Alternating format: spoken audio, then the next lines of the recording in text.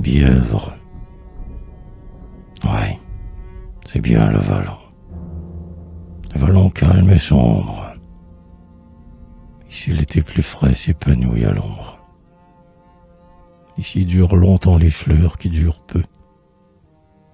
Ici l'âme contemple, écoute, adore, aspire, et prend pitié du monde, étroit et fol empire, où l'homme tous les jours fait moins de place à Dieu. Une rivière au fond, des bois sort les deux pentes. Là, des ormeaux, brodés de 100 vignes grimpantes. Des prés, le faucheur borgny son bord nerveux. Là, des saules pensifs qui pleurent sur la rive, et, comme une baigneuse indolente et naïve, laissent tremper dans l'eau le bout de leurs cheveux. Là-bas, un gué bruyant dans des eaux poissonneuses, qui montre aux passants les jambes des feneuses, des carrés de blé d'or, des étangs flots clairs. Dans l'ombre, les murs de craie et des toits noirs de suie, des acres des ravins, déchirés par la pluie, et la caduque au loin qui semble un pont de l'air. Et, pour couronnement, ces collines vertes, les profondeurs du ciel toutes grandes ouvertes.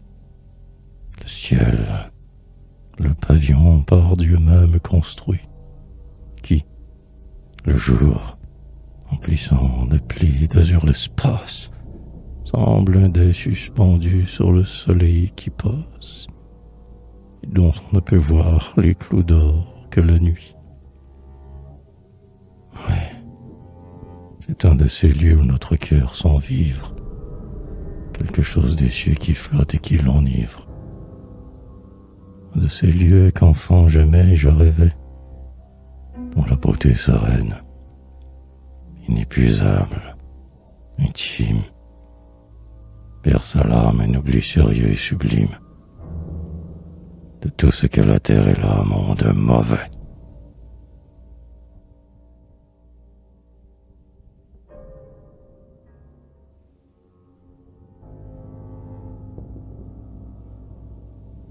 Si de l'aube on suit les lisières du bois, abri des jeunes faons, par l'âpre chemin dont les pieds offensent les mains des enfants, à l'heure où le soleil s'élève, où l'arbre sans monter la sève, la vallée est comme un beau rêve. La brume écarte son rideau. Partout la nature s'éveille. La fleur s'ouvre, rose et vermeil. La brise suspend une abeille. La rosée une goutte d'eau.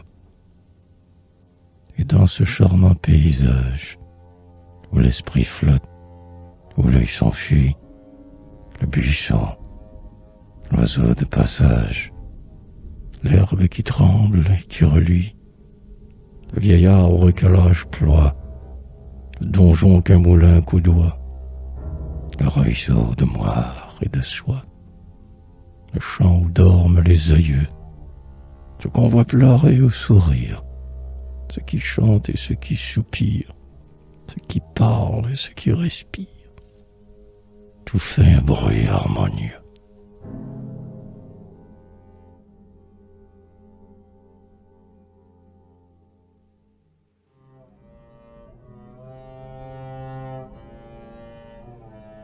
Et si le soir, après mille errantes pensées, de sentier en marchant dispersé, du haut de la colline on descend vers ce toit qui vous a tout le jour, dans votre rêverie, regardez en bas, au fond de la prairie, comme une belle fleur qu'on voit.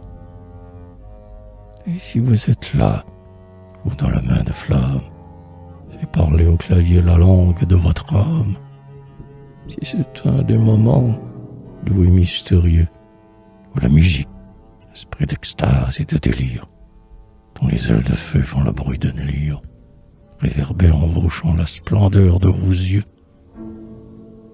si les petits enfants qui vous cherchent sans cesse mêlent leur joyeux rire au chant qui vous oppresse. Si votre noble père, à leur jeu turbulent, sourit en écoutant votre hymne commencer, lui, le sage et l'heureux, dont la jeune pensée se couronne de cheveux blancs, alors, cette voix qui remue et pénètre, ce ciel étoilé qui luit à la fenêtre, on croit à la famille, au repos, au bonheur. Les cœurs se font en joie, en amour, en prière. On sent venir des pleurs au bord de ses paupières. On lève au ciel les mains en s'écriant: Seigneur.